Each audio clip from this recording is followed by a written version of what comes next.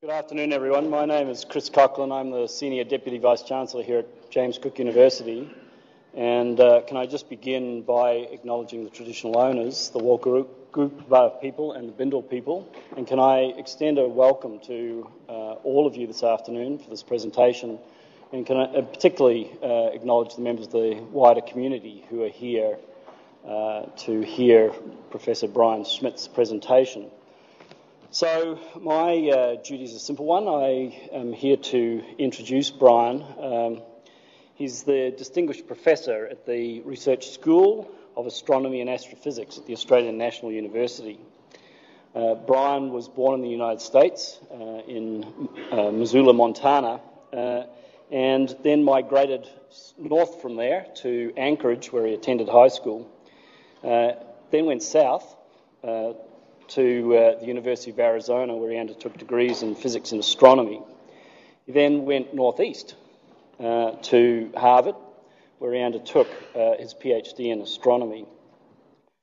Brian undertook a number of postdoctoral positions, first at Harvard in the early 1990s, and then with his Australian-born wife came to Australia to take up fellowship positions at the Australian National University. He's been appointed to a range of fellowships at the ANU, all of them increasingly prestigious, of course, achieving the award of a Federation Fellowship and then being awarded an Australian Laureate Fellow.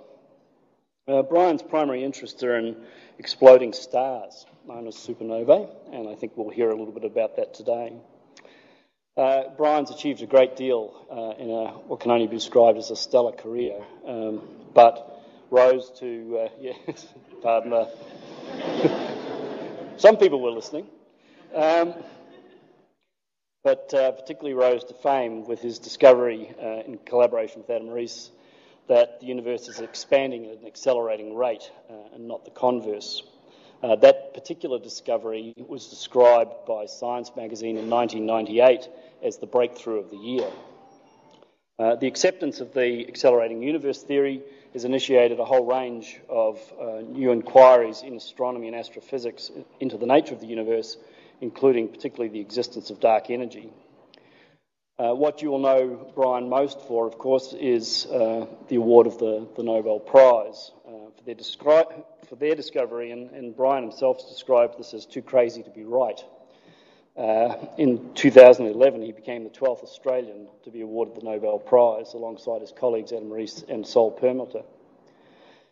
Apart from his interest in astrophysics, Brian's appreciation of wine, and I understand that this afternoon that appreciation was put into practice with some of the postgraduate students over on Maggie Island. I'd been led to believe it was about the science of wine making, and so I left early. So my error, I'm afraid. I came across a quote from Brian. It was in an interesting piece, and he'll know which one I'm referring to, when he said, "Even if I stumble onto the absolute truth of any aspect of the universe, I will not realise my luck, and instead will spend my life trying to find flaws in this understanding. Such is the role of the scientist." Brian.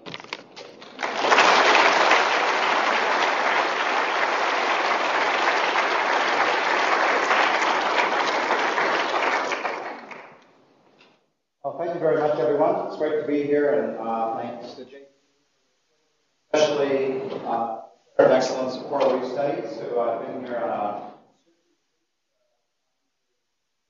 and they were to be talk about science and communicate.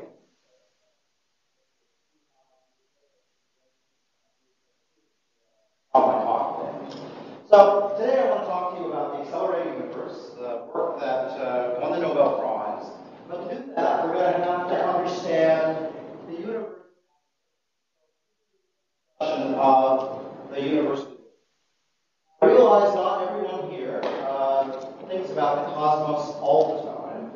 I think we want to take a tour to begin with. Our tour is that of the universe, and the first thing you need to realize is that the universe is big. How big? Well, let's see if we can get an idea. So, for our guide, we are going to use this because really fast. Light travels at 300,000 kilometers per second, 7.5 times around the Earth each second. So, when Neil Armstrong, for example, went and made his first small step, we found out about it 1.5 seconds. Because that's how long it took the radio waves from the surface of the moon, just outside of Canberra, where they were picked up by a dish, and then broadcast around the world. 1.5 second delay. Of course, the moon is the closest, except for rock, come a little closer, object in the sky.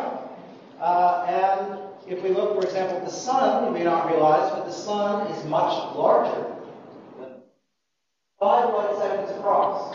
And of course, the reason the sun appears so small is because it's so far away. It's about 8 light minutes in distance. So when I go out, and for example, I look at the solar system, we look further and further away. One of the things that you can look at is the planet, or now a dwarf planet, as we call it, Pluto. It's about 10 hours for that information to get here. So last year, we landed what was essentially our Subaru on Mars. To get there. That means when they communicated to it, 14 minutes to say hello, 14 minutes to get back, before you know what's going on. It's a very hard thing to control something landing on something like Mars because of this the time it takes for light and information to travel. Now, if we go out further to the nearest star, beyond our solar system, that star is Alpha Centauri. Even a clear night, not so good this time of year, a little later in the year is better. And it's the brighter of the 2 pointer stars to the Southern Cross. That is the nearest solar system to our own. Now, Alpha Centauri is a star similar to our Sun, except for it's actually 3 stars orbiting each other, 2 right next to each other. I want you to think about Alpha Centauri. Alpha Centauri, the big one, is just a little bit bigger than the Sun. But I want you to think of it being a billiard ball. Alpha Centauri. Now we're going to take our Sun, 4.3 light years away. We're going to make a scale model. I want you to think, where is the Sun, the other billiard ball, going to be? Well, if you think about Canberra, where I'm from, you got the right answer. That is the scale of the universe. Billiard ball separated by a couple thousand kilometers. Another billiard ball. And that's remarkable when you think we live in one of the most exciting places in the universe, a galaxy, the Milky Way, 30,000 light years out from its center. A galaxy that contains 100 billion stars, not dissimilar to our Sun. Yet between each one of those stars is all that empty space. Our galaxy, of course, is just the tip of the iceberg. So the Milky Way is not the only galaxy in the sky. The nearest ones you can go out and again see here in Australia, which are called the Large and Small Magellanic Clouds, these little galaxies that only contain 10 billion and 1 billion stars each that orbit the Milky Way like the moon orbits the Earth. The first galaxy of any real significance is the Andromeda Spiral. Visible in the far north here as a smudgy patch in sort of September or so. It's a galaxy that is 2 million light years in distance, so about a factor of 2 bigger than the Milky Way. If we go, and astronomers love to go deep, as we say, and we go deep by building very large, expensive telescopes. So we have expensive toys. The way I justify this to you is we share. So when we build a telescope, everyone in the world shares it. We get all the governments of the world to get together, chip it in. Telescopes typically last for about 40 or 50 years. So on a price per day rate, I'm sure I could get a politician to tell you it's a good deal. Happy to spend the money. So this technology allows us to see further and further because the big telescopes can collect lots of light, and these objects are very faint. This is a picture taken with the Hubble Space Telescope. It is the deepest out of the nighttime sky. There's about 5,000 galaxies, most distant of which are 12 billion years into. So these things have exploded, they've been formed back way before the Earth formed, right at the beginning of the time of the universe. This picture is 1/32 millionth of the nighttime sky. 32 million pictures like this one, and you have all that there is to see in the sky. Well, the universe is big. One of those galaxies there has got another 100 billion stars, like our own Milky Way. The universe is big. The part that we can see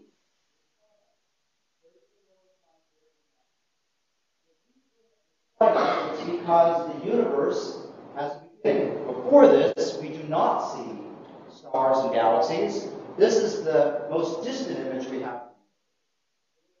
Of sound waves rippling across the universe, hot like the sun, glowing like a ball of gas like the sun. So this is 380,000 years after the time of the Big Bang. So let's think if we go through and figure out how we learned some of this stuff. Cosmology traces back to our ability to go through and take the light of objects like the sun, spread them out into the colors of the rainbow, which we call a spectrum. That every element has a fingerprint of color, which emits or absorbs light. So, for example, sodium has the ability to produce an orangey yellow color, which you will notice in lights around the airport, for example. For sodium lights, and that is its fingerprint.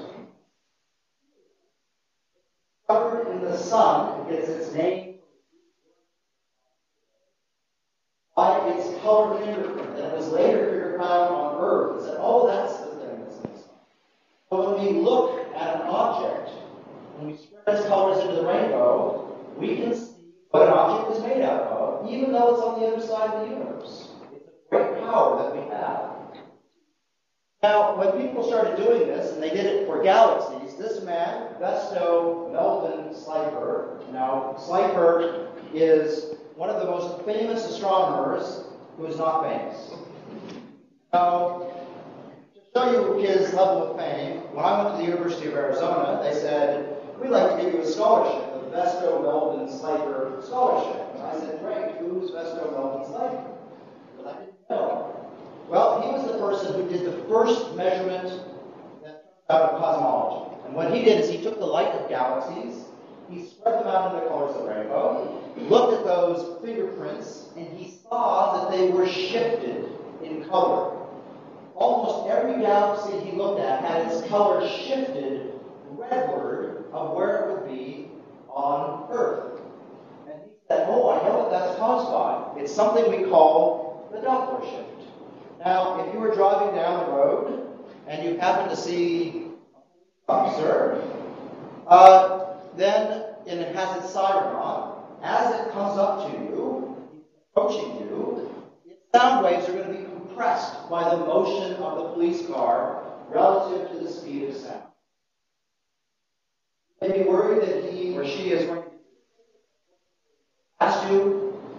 Then as they recede away from you, the sound waves are stretched, again by their motion, relative to you. Ups, as it goes past, it is raised as it comes toward you. That's because you compress the sound waves, raises the pitch, goes by, you stretch the sound waves, lowers the pitch. A light is a wave, not dissimilar to sound. The same effect happens. That's a little different for light. If, for example, you have a galaxy moving towards you, then its light waves will be compressed. That makes them blue. If it goes away from you, the light waves are stretched. It makes it red. So when Slifer saw all those objects have their light stretched redward, he said, well, that means they're all moving away from us. Cosmic conundrum in 1916. Why would everything in the universe be moving? In Copernicus, we had the idea that we were not an unusual point in the universe. Yet, suddenly it seemed that we were at least a very unpopular place because everything is moving away. So this was a mystery that was solved by measuring distances. Now, measuring distances in astronomy is not straightforward. Not just lay a ruler down between us and the nearest planet, star, or galaxy. Instead, you have to rely on how things appear. Fortunately, things appear where they are. So imagine you have a candle or a light bulb. You can see how bright it appears and judge the distance by how faint it is. The further away it is, the fainter. If you had a ruler, then the ruler will appear smaller and smaller the further away it is. That's not strictly true in a universe that we live in that's expanding, but we'll talk a little bit about that later.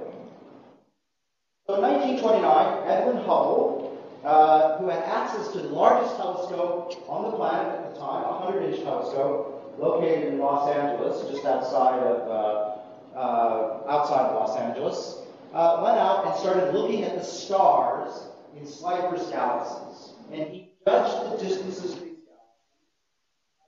how bright those stars appear. And what he found in 1929 was that the faster the galaxy was moving away, the fainter its stars were. So this is what his data look like. Brighter stars in this graph, in this corner.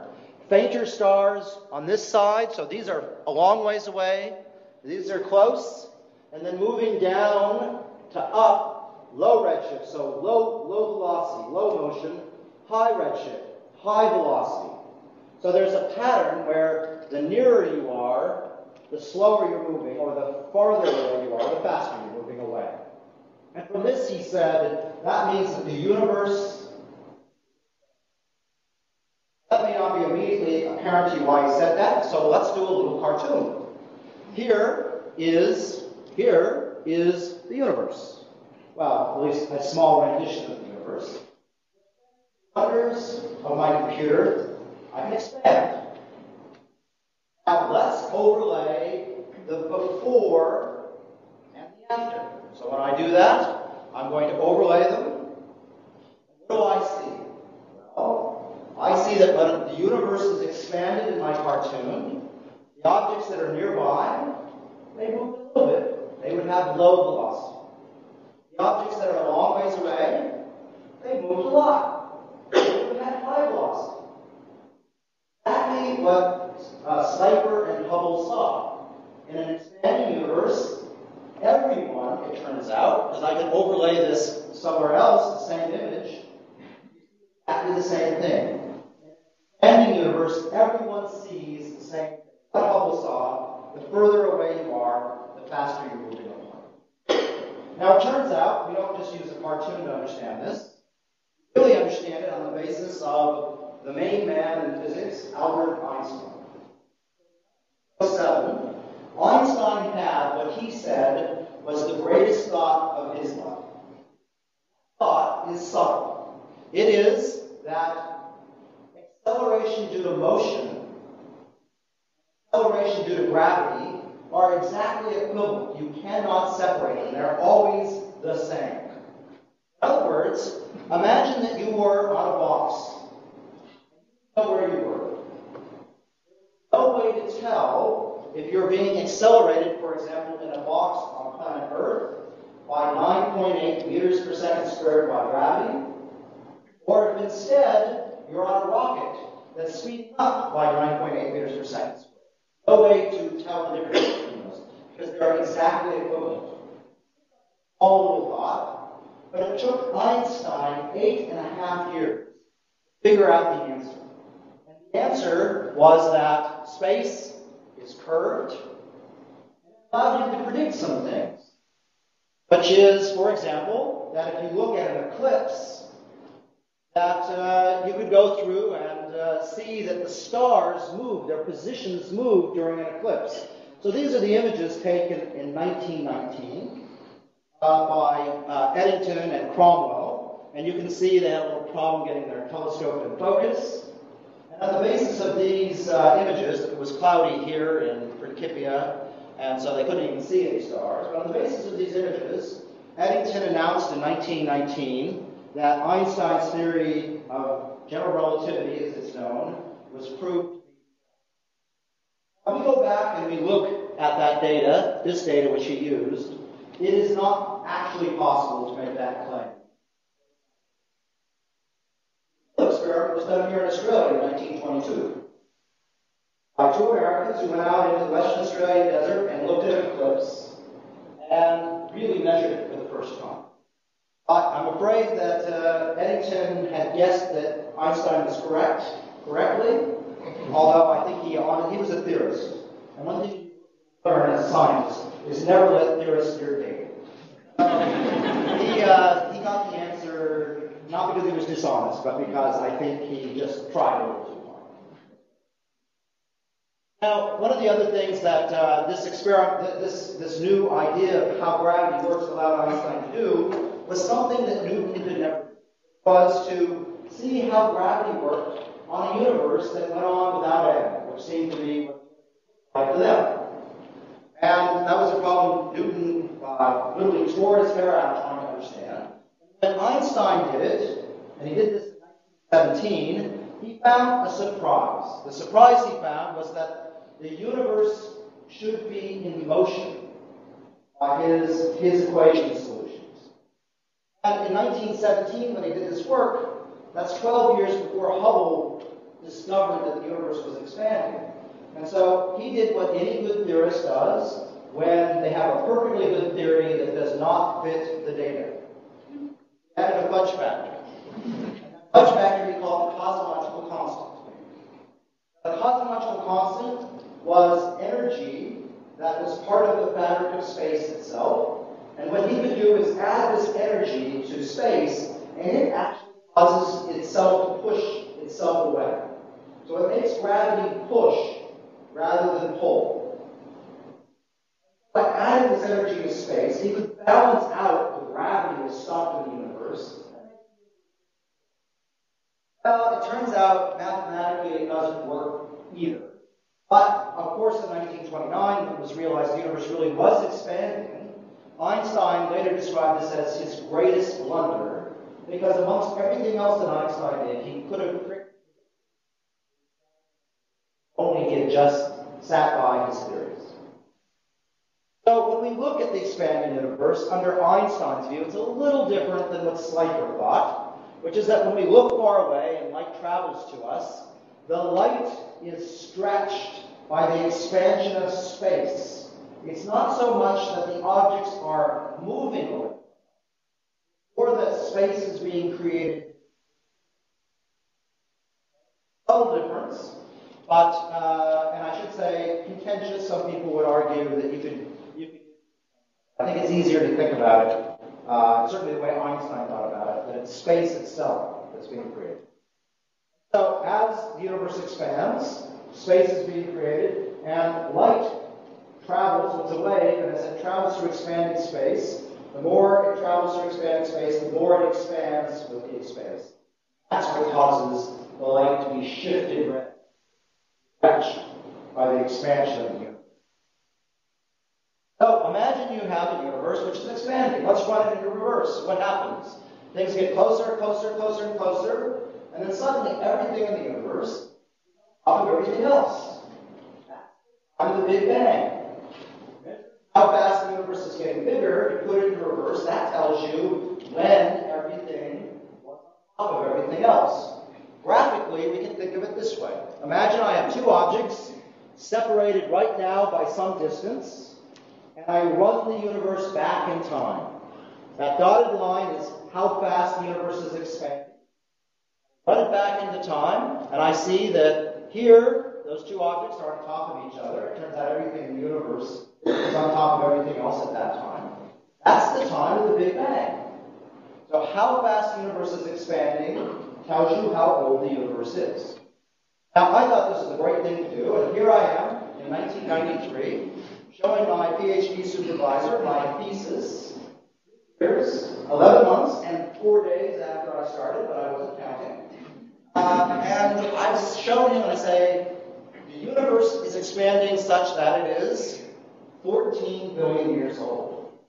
Very excited. Now, it turns out lots of people were working on this, and so many people contributed to the discussion, but the current value is within 1% of that. So my boss, who brought me here to Australia, Jeremy Moll, was one of the people who. So when I got here and he eventually got the answer, he said, it's all right, you can remain at that. More or less be correct. Now, when I figure out that age of 14 billion years old, I've made one assumption, which is that line is straight. But we know the universe is full of gravity. Every one of us in this room's gravity is pulling on everything else in the universe, slowing down the expansion. We don't have a lot of gravity because but if you have everything in the universe, there can be quite a bit of gravity. The more gravity there is, the more it will pull on the universe, and it will slow the universe down over time. So what you could imagine is that the universe, if it has a lot of stuff in it and a lot of gravity, will be traveling on a curved trajectory, such that it's expanding faster in the past and is slowed down over time, in which case the universe will not be as old as you would otherwise think. Quite profound implications. Because imagine I'm in a universe which doesn't have much stuff in it, has very little gravity. It's expanding, it's not slowing down, it just gets bigger and bigger and bigger forever and ever. It's a universe that is infinite.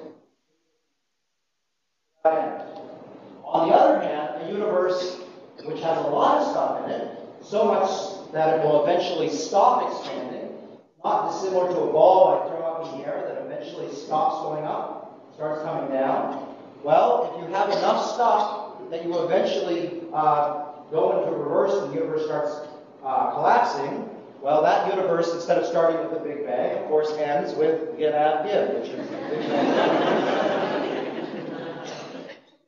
So, there's a number of things by measuring how much the universe is changing, its speed is changing over time, you can learn. So it affects how old we think the universe is. It tells us the ultimate fate of the universe. Space can be curved. And so it also tells us the shape of the universe. Because Einstein's universe is a little different than you might think of. For example, a universe which is really heavy under Einstein's equations of general relativity, or his gravity, bends onto itself. That is, a universe that will eventually stop expanding, turns out, and goes and is finite in time, actually is finite in space as well. It bends onto itself in a fourth dimension. Now, if you have trouble visualizing four dimensions, okay, I have never met a sane person who visualizes four dimensions, and trust me, you don't want to be one of the people who can. So this is a universe that I start here and I head out that direction. I will eventually come back to where hard to understand, hard to visualize, but yes, it's true. On the other hand, if the universe is light and will continue to expand forever, well, it turns out space is naturally bent away from itself in the shape of a saddle. Those who remember hyperbolas, it's what we call hyperbolic geometry. So finally, there's the just right universe. That universe is seriously balanced between the finite and the infinite. Space goes from being curving onto itself to curving away from itself. And it's just right because theorists who try to understand the moments right after the Big Bang predict that the universe should be just right. Of course, you can tell I'm a little scathing of theorists. because I'm an observer. And I believe the way you go out and figure things out is you listen to theorists. So, imagine an experiment. An experiment where you go and you measure the universe's past. Imagine I could go through and measure, as Hubble did and as I did for my thesis, the expansion rate of the universe, not just now, but into the past. How would I do that? I would look at really, really distant objects. Objects whose light takes billions of years to reach. Look back in the past, and I could actually measure how fast the universe was expanding. So this was the plan I had when I moved to Australia at the end of 1994. I figured a new continent, go for something big. Ultimate fate of the universe seemed like a good idea. So if I would go through and measure that the universe was expanding at the same speed in the past as now, then I know the universe is coasting. It's not slowing down. That means there's very little gravity. That means the universe is going to keep expanding forever, and it has almost nothing in it, slowing it down. On the other hand, if the universe is heavy, on one side of the line, this trajectory where the universe was expanding faster in the past and it's slowed down over time due to gravity, if the trajectory of the universe is on this side of that line, gravity wins. The universe eventually ends and space curves onto itself. The other side of that line, then gravity loses. The universe is light and the universe is infinite. It goes on. So all you have to do is measure at the rate of the universe expanding back. So how do you do that? Well, you need to have something really, really fun. Because although we have these huge telescopes, it turns out these distances are so far that the objects become incredibly faint. The object that the universe gave us is called a supernova, type 1a supernova. To understand what a supernova is, let's look at the life of a star like the Sun. Our Sun was born 4.6 billion years ago, and in about 5 billion years, it's going to puff up and destroy the Earth, I'm sad to say, and eventually collapse down to a tiny little star called a white dwarf, a star about the size of the Earth with the mass of the Sun, so 1,000,000 times denser than a teaspoon. Now, imagine our Sun was born as two stars next to each other. That same process happens, but in this case, stars survive, and that second star can transfer material and make this star get heavier and heavier and heavier until it explodes. A star, when it reaches 1.38 times the mass of our Sun, if you add material to it, gravity suddenly compresses it and makes it into a giant thermonuclear bomb. Very, very similar to a hydrogen bomb, just instead of being 100 kilos, it's a one with 30 zeros behind it kilos.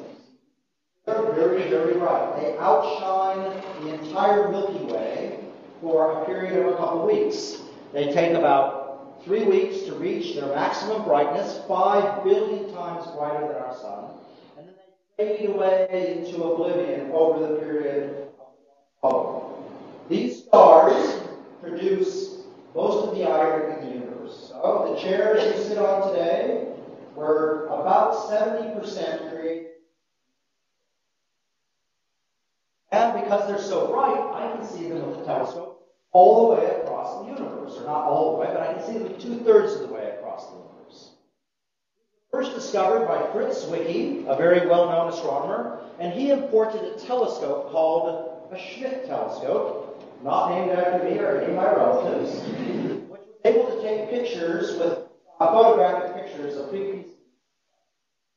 The is that these objects, which I didn't know previously existed, would not figure out what would be so bright. Well, we know now, giant thermonuclear bombs. And in 1968, the year after I was born, the first Hubble diagram, as we call it, where you plot how bright they are versus how much their light is stretched, was made. And you can see that it looks kind of like Hubble's, maybe even a little better. The difference is this one went 100 times further, having a telescope that was 30 times smaller. Because these things are so bright compared to stars. They're 5 billion times brighter than a star. This caused a team, when technology got better, we got the first digital detectors based in Chile to go out and start hunting for these things.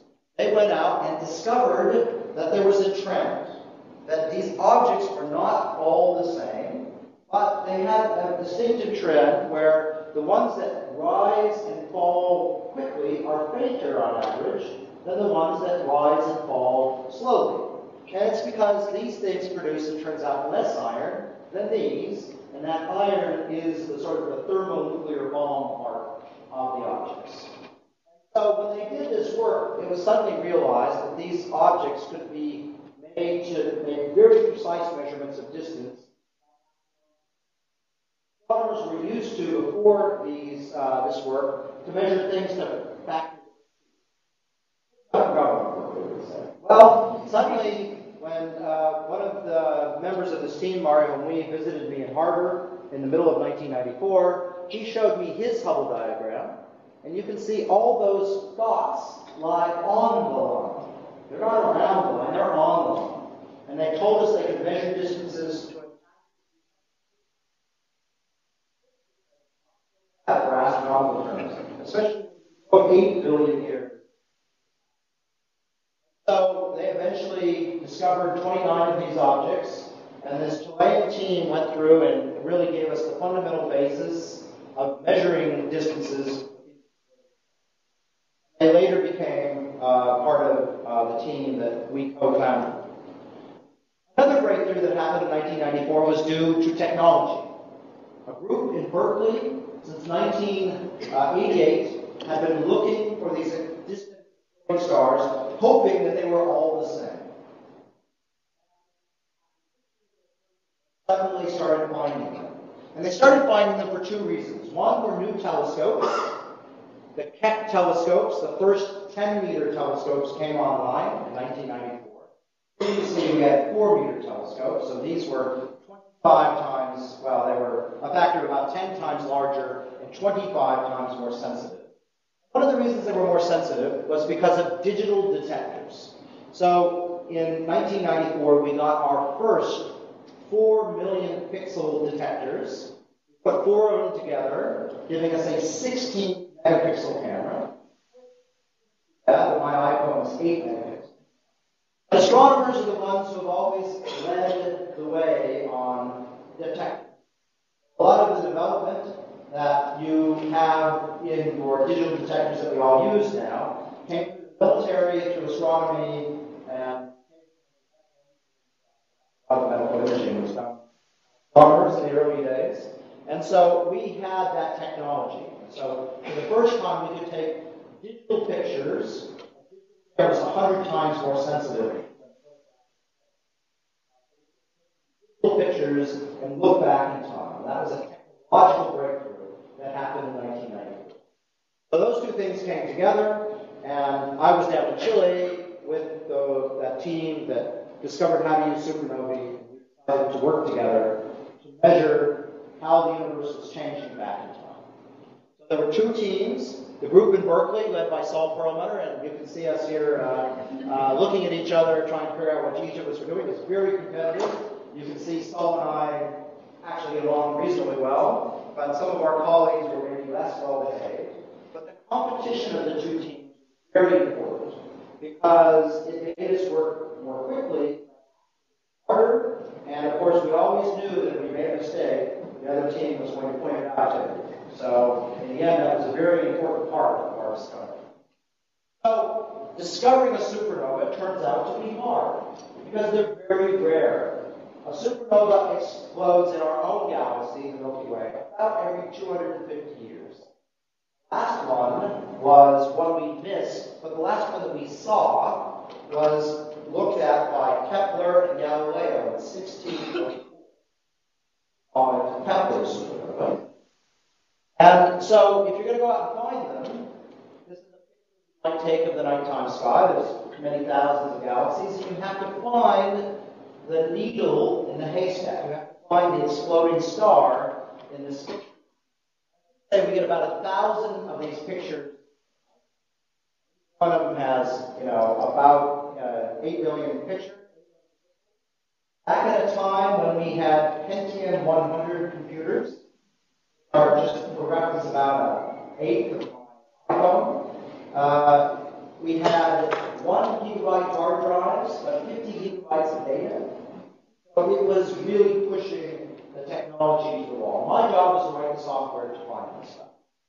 So I will show you where the object is. You can see there's a little star next to a galaxy. And the way we did this is we take 2 images, and you take before and an after. So here's the after image, taken on the 28th, and the before, you can see that nothing in this picture. So to find that, my software had to go through and identify all the stars and match up the images to about 1/10 of a pixel. Or the images to look identical, because when you take an image, the atmosphere is a little different. Then you have to make the contrast and everything exactly the same. Track the images, and then the software can say, try that, try that, try that. Well, it turns out that it was a very challenging thing to do, so it was not as easy as you might think. This object, just 5 billion years into the past, exploded before. That's the power of astronomy, being able to look back in time.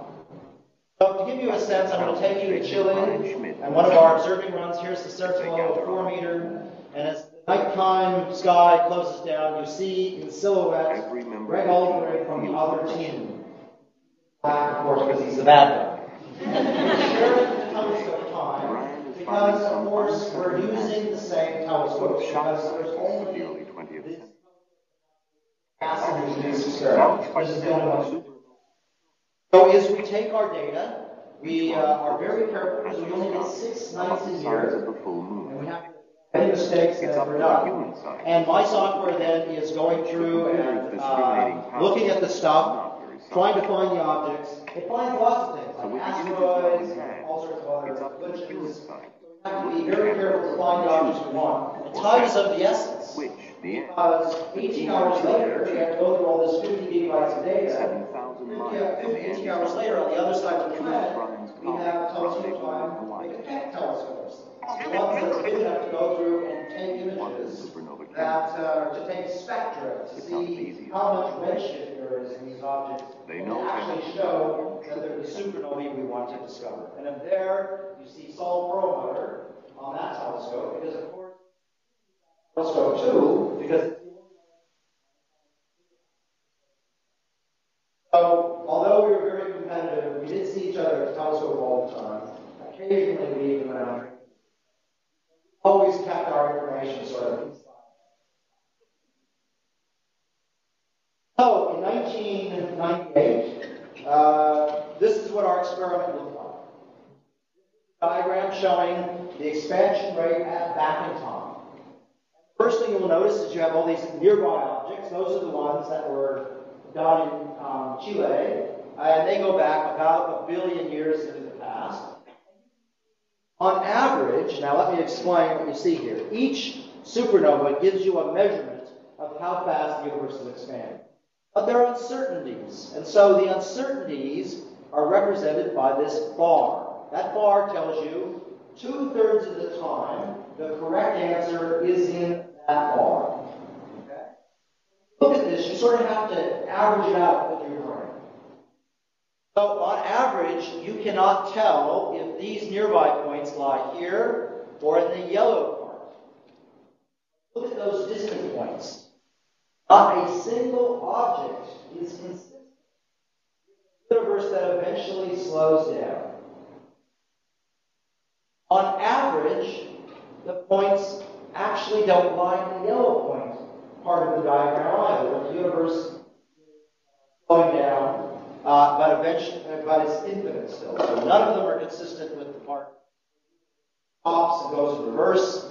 On average, they don't lie in the yellow. Instead, they lie up in that part of the diagram where the universe was expanding slower in the past. When I saw this result, I assumed, okay, it seems crazy. Can't be right. You might ask, well, how sure are you that those points lie above the yellow part? It turns out you're From that data, you're 99% sure. By a particle physicist's point of view, 99.99999% sure. Going to, for example, declare quite reach it. But it turns out that Saul Perlmutter was getting the exact same answer at the same time. So we got the same answer, and together we were 99.9995% sure. That gold standard of 695. And so eventually we published 2 papers, and since these were teams saw in that video, and 2 teams, to show you them. So here we are in Stockholm together, all 19 of us, for the first and only time we were all together. When we were doing our experiment, we all worked together, but we were never all together at the same time. And the other team, hopefully, the other team, the other team, Saul Perlmutter's team. Several Australians on that team as well. So Australia was a big part of this discussion. So when you win a Nobel Prize, the first thing they do is they give you a driver. And my driver's name turned out to be Stig. And I said, Stig? And he said, yes, my name's Stig. Is there a problem with that? And I just sort of said, no. And Stig drove us very, very quickly around the streets of Stockholm. You get to meet the king, who gives you your award and congratulates you. And in my case, he thanked me for the bottle of wine that I gave him for him. And in my case, they also gave me a princess. So the Crown Princess Victoria, here at 6 months pregnant. But as I told my wife, I said, boy, I look really glamorous with a princess on my. They treat you amazingly well, and the Swedes dedicated to celebrating the Nobel Prizes. So you really are treated not quite like a king, but like royalty. At least you get to ask for. Close to royalty as I think I want to be. So what is pushing on the universe? Well, we just have to look back to Albert Einstein. His greatest wonder appears to be our great discovery. The thing that we need to make the universe speed up. Push rather than pull. And the stuff that is part of space itself can do exactly what we want. Indeed, when we go through and measure and do a detailed analysis of our measurements, it perfectly fits the bill. The problem is, we don't really understand why this stuff would be there, and so we give it a euphemism we call dark energy. Whenever astronomers have something they don't completely understand, we call it dark. So dark energy means we don't really understand and we can't see it energy. So the problem is, we need the universe to be a mix. 30% of gravity that pulls, and 70% of stuff that pushes. That's the thing that explains. Needless to say, when we went out and made this announcement in 1998, I have to admit I had my own doubts. I knew what my data said, but it seemed too crazy to be right, as I think we were quoted at earlier as being said. And so other people wanted to go out and measure the universe from their own perspective to see wrong. So one of the first experiments was done here in Australia. And it was done at the Anglo-Australian Telescope. And what they did is they went out and did a map of 221,000 galaxies. Those galaxies are spread across the sky like a foam. And that foam is caused by gravity. Gravity pulls on the galaxies and moves them around. And the shape of that foam structure allows you to weigh very accurately how much gravity, polar gravity type, there is in the universe. And when they did that measurement, they found out that the amount of stuff pulling in the universe is 7% of the way necessary to make the universe weigh the universe. Remember, the heavier the universe is, the more you can change that place where the universe is prepared seriously balanced between finite and infinite? Flat. Well, the amount of stuff in the universe as they measured it was 27% of the way there.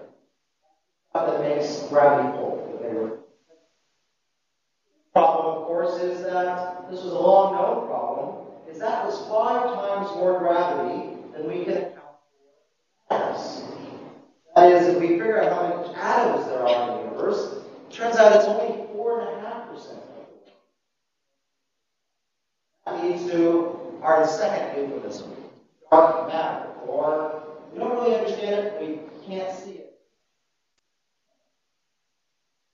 Experiment that was done, I should say, dark matter, what is it? Well, we suspect it's an undiscovered particle that, like a particle we know of in a neutrino, can travel right through Earth.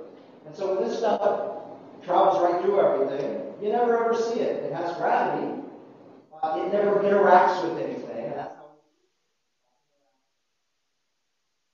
so I'm hoping sometime in the next 10 years we maybe will find and discover this particle, possibly with the Large Hadron Collider. The second experiment was done with these cosmic sound waves in the very early universe. It turns out that sound has a speed, and because the universe is 380,000 years old, and we know how large the largest sound waves can be in the universe times how much the universe expands, which we have a very good idea of. So we know how big a ruler will appear in this universe. And it turns out that depending on the shape of the universe, those rulers will have a different size. It's analogous to looking in your rearview mirror. If your rearview mirror is, like mine, curved, objects appear closer than they may appear. In other words, objects appear larger if the universe is curved onto itself. Judge the geometry of the universe by how big those little bumps and wiggles look like in the early universe. And here's the answer. If you look at those bumps and wiggles in the early universe, they are that size exactly. The size necessary for the universe to be flat. Well, how does that work? This experiment is sensitive to gravity stopping the universe. Or makes gravity pull. So we know that all types of matter in the universe add up to 100% of that necessary to make the universe. So let's do a little subtraction here. Everything adds up to 100% of that necessary to make the universe just right. 27% of that is stuff that pulls. That's the map of the galaxies could measure, leaving us with 73%. Means the same 73% or 70%. This is a crazy universe of which we are 4.5% atoms we are made out of. Stuff we can see. The other 95%, 95.5% is stuff that we don't. Part of it pushing, part of it pulling. Now, if I have to invent 95.5% of the universe, you may well ask, do I have any idea what I'm really doing? That's a reasonable question of something we're all worried about in the field that I work in. It turns out the way we go is we go out and we test things. We say, this is other things. And we have gone out over the last 10 years and systematically been able to predict in advance what we have measured in every single experiment we have undertaken. Like it or not, that is what reality is. Reality is making observations. So I can't swear on my heart that this is exactly in the same way that Newton's version of gravity was a good approximation to Einstein's version. No Einstein's version of reality it doesn't work. This is something that is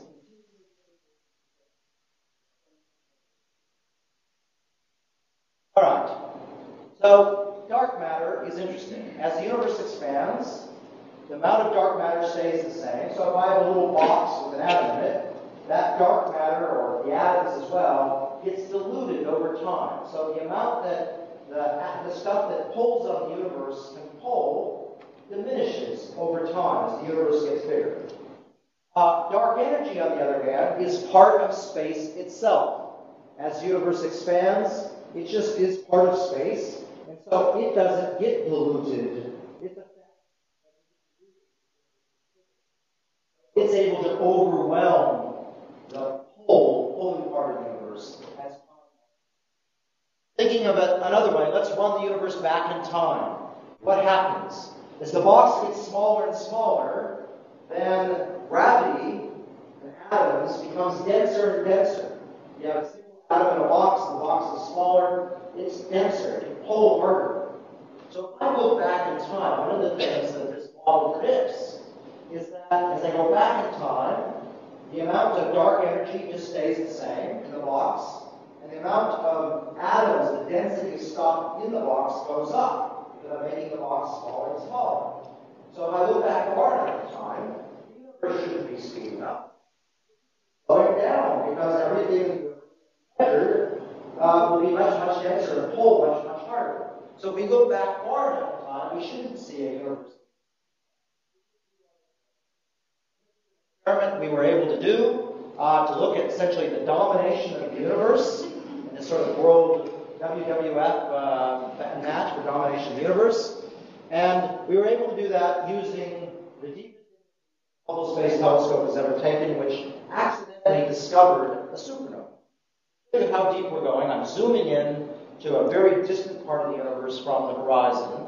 This is actually in the Big Dipper constellation. And a little smudge of a supernova we discovered right here, almost impossible to see. It's so far away. It's about 11 billion years. And we were able, Riess was able to use the Hubble Space Telescope to do a whole bunch of measurements of these things. And when he came out with his answer, 2007, you can see the universe speeding up, and then it turns a corner about 6 billion years ago and goes into reverse. The universe is slowing down here, and then only recently has been. So that is one of the things that we can go through and test. That's one of many tests that we do. What is the future of the universe? Well, as the universe expands, dark energy. Why? Because the more space expands, the more dark energy there is, harder and harder, creating more space and more expansion, creating more dark energy, which pushes things even harder. It's a runaway process. Eventually, the creation of space will happen even more quickly than light. Parts of the universe that are expanding. So that's important when you think, if I look at a galaxy now, the light it emits, those distant galaxies I showed you that are 12 billion years in the past, the light it emits now will never ever reach us, because those photons are traveling through space, space is being created, and the photons literally get stranded in the space. So we're really going to be looking at a future quite profoundly different than what we are in now. An island universe. Why do I call it an island universe? Well, you are not expanding. This room is not expanding. The Milky Way is not expanding. And that's because our part of the universe quit expanding 13 billion years ago. So much stuff here, so much gravity, it was able to overcome the expansion, collapse it down. So we're a little island in this expansion. Galaxy is a little island. So in the distant future, our Milky Way and the Andromeda Galaxy, which turned out to be gravitationally locked together, are going to merge and form a supergalaxy, which looks something like this. In about 4 billion years, it's going to be a bit of a train wreck where the Milky Way is now, and in the end, we're going to end up with a very boring-looking galaxy. All the stars, the stuff that we make stars out of, dust and gas, will be in the process when we merge. So in the future, we will look out to this galaxy of stars, but all of the things I study, the galaxies themselves, will be gone. All the other galaxies will be gone. We will look out into an empty desert that has nothing. Our galaxy full of stars, and then no other galaxies beyond us. All the other galaxies in the universe will be so far away that the light will never be able to reach us. So that's quite an interesting end to the universe, which I think is quite profound. But then there's those pesky theorists who are able to invent, quite frankly, any future by inventing new things. The reality is, until we understand what's speeding the cosmos up, anything's possible. One thing I do know for sure is that unless this dark energy or this acceleration we see now suddenly disappears, the universe will, at an ever-increasing rate, speed up, fade away, leaving, like myself, unemployed.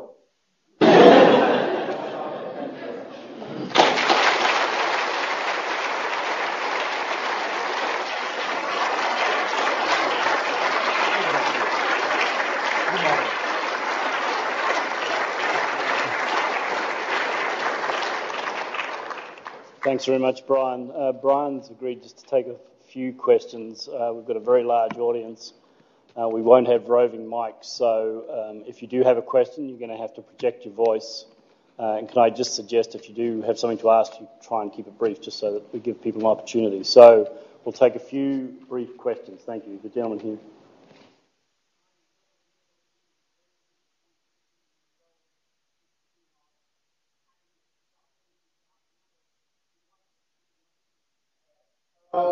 The universe is expanding out, as I always like to say, into the future. It's a four-dimensional universe. What energy is it?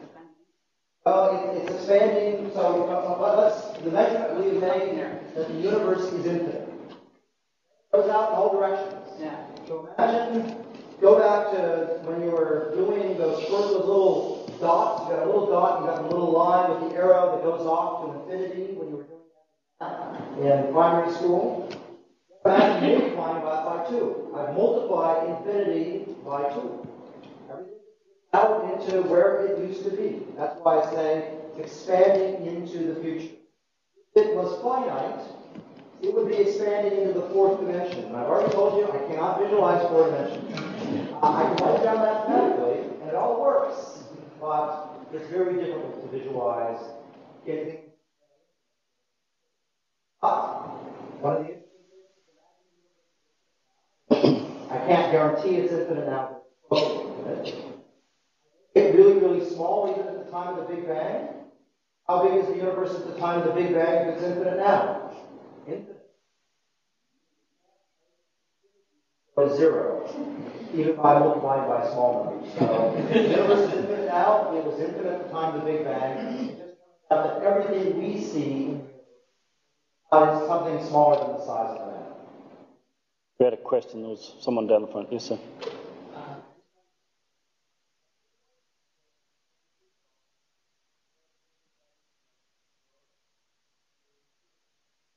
Okay, so that's the importance of cosmological So I think it has several answers to that. So basic research, but also some of the people who work on coral reefs, is what we call curiosity-driven research. Ultimately, because we're human, we want to understand government pays for it.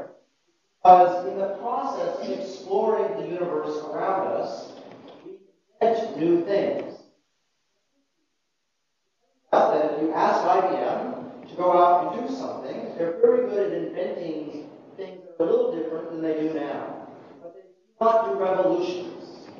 Revolutions of new ideas come from curiosity-driven. For example, I talked to you about digital cameras. Well, the reason we developed digital cameras is because we needed them in astronomy. Not so that when could be on every single electronic device in the universe. That's something we've contributed. Maybe a more profound thing is one of my colleagues was out looking for evaporating black holes predicted by Stephen Hawking.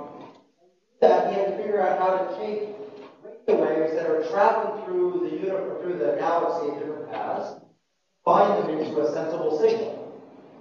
Back to Australia, he was working on how to get the internet to work by wireless communication.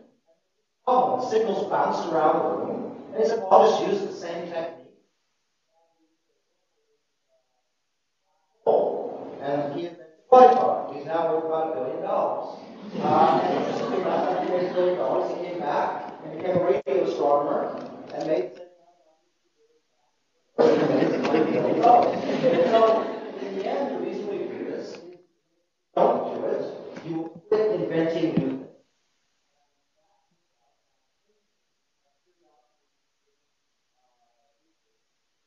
Ordinarily valuable, but if you don't do it, you're guaranteed to not invent it instantly.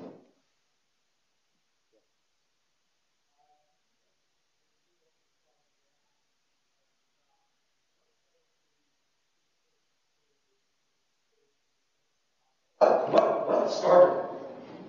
Why did the Big Bang happen? This is the point where I can't tell you. I'll be happy to give you a million different explanations. One, they sound sensible. You know, it was a Heisenberg uncertainty principle where the spin just happens randomly. The idea, my view is, how do I go out and test it? Oh, there's no way to test that. So then other people say, well, you know, God started it. Right? You know, God. But in the end, there are so the answer is someday we'll get an inkling and something. Just because we say something that sounds scientific, if you can't test it, it is. Science is about testing, not just proposing. Gentleman just down here, thanks.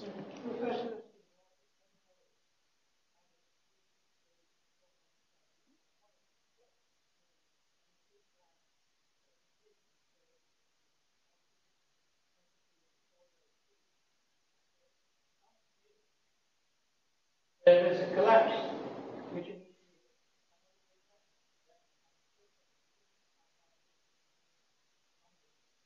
always, so to speak. Yes, I mean, so the point being is that Roger Penrose was a very famous mathematician slash astronomer slash physicist, has a theory which is elegantly beautiful, and has all these processes which that seem nice. The difficulty is it has a bunch of what we call ad hoc assumptions that you can't test. So prediction. He's had a test which failed. So to be clear, the one test it hasn't failed. We haven't been able to disprove it. Able to disprove things. Point, the tests that are being provided, we have not been able to.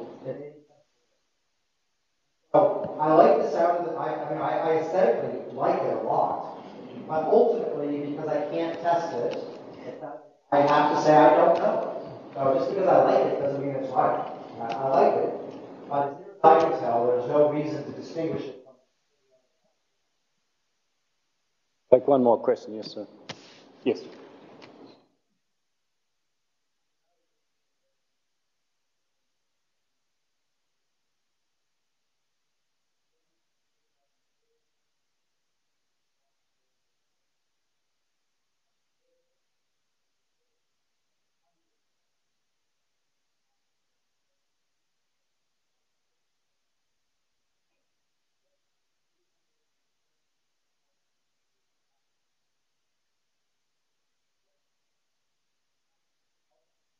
It turns out beautiful physics.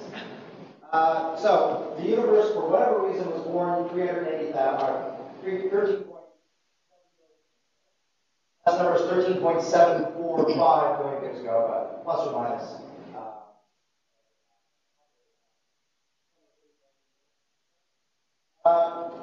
And the universe was hot. We know its density because we can measure the density now and just run it backwards in time. Also can calibrate that because as the universe aged, it was a nuclear reactor. It converted helium out of that reactor essentially gives you becomes larger and larger, it becomes less and less dense. Now, the reason why the universe was opaque at that time, because the universe was so hot that all the hydrogen and helium, hydrogen mainly, had its electron taken away. It was so hot that when the objects bang into each other, the electrons get stripped off them. We call that being ionized. Now, electron is like a giant target for a photon, a piece of light. And so if I filled this room suddenly with electrons, it would become like a ball. Light would bounce from electron to electron, and the reason I can see you very clearly is because the light that's coming from you is directly to me and not bouncing around anything.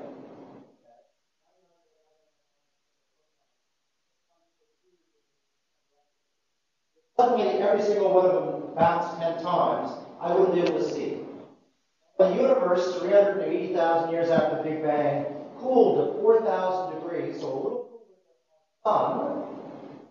Suddenly, when the hydrogen atoms and electrons got together, they stopped. Those electrons suddenly disappeared, and the photons, which were bouncing from electron to electron, suddenly all the electrons are gone, and whoo, a free ride all the way to some poor unsuspecting photon hits a telescope here on Earth. Oh, you're there. So you receive that sound waves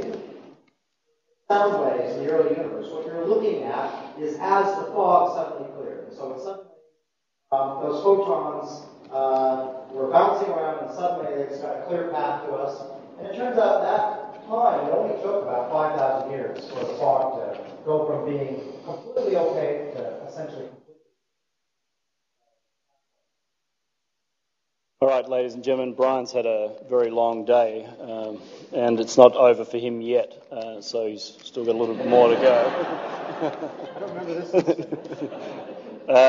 So I will call the questions off there. If you've got some burning issue, Brian might be prepared to sort of speak with you one-on-one. I just want to finish with another quote from Brian himself. When I came across today, he said, "When I became an astronomer, I did not believe that I would ever actually be an astronomer." I think we're very fortunate that that turned out not to be true, and he became an astronomer. Ladies and gentlemen, fantastic presentation this afternoon. Please join me in thanking Brian.